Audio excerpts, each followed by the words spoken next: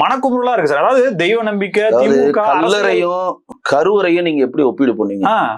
அந்த இடத்துல பிள்ளையார் கோயில்னு ஒண்ணு இல்லவே இல்லை. அங்க பிள்ளையார் கோயில் ஒரு கோயிலே இல்லை. அந்த தூண்ல அது மலை உச்சியும் இல்லை. ரொம்ப தெளிவா கொடுத்துருக்காங்க தீர்ப்பு. அது தீபத்தூணும் கிடையாது, பிள்ளையார் கோயிலும் இல்லை, உச்சியும் கிடையாது.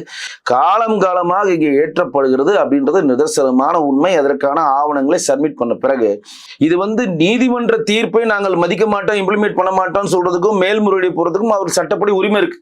அது உள்ள நம்ம வர உரிமை இருக்கு. யாரா இருந்தாலும் நாங்க மேல்முறையீடு முடிஞ்சிருச்சு. ஆனா இவ்வளவு உரிமைங்கிறது எப்படி சார் வருது? இப்ப தமிழ்நாடு கவர்மெண்ட்னா யாரு? தமிழக மக்களுக்கு நன்மை செய்யக்கூடிய, தமிழக மக்களின் மேன்மைக்காக செய்யக்கூடியதான அந்த அரசியல் அதிகாரத்துல போய் அவங்க உட்கார்றாங்க. தமிழக மக்கள் விரும்பாத ஒண்ணு தன்னுடைய கொள்கைக்கு வேணுங்கிறத அதிகாரத்துல உட்காந்துன்னு சொல்லி பண்றதுன்றது எதனால? ஏன்? அதுதாங்க நீதிபதி தெளிவா குறிப்பிட்டிருக்காங்க. என்ன குறிப்பிட்டிருக்காங்கன்னா, இங்க இரு சமூகங்களுக்குமான நல்லிணக்கம் நிகழ்ந்து கொண்டிருக்கிறது.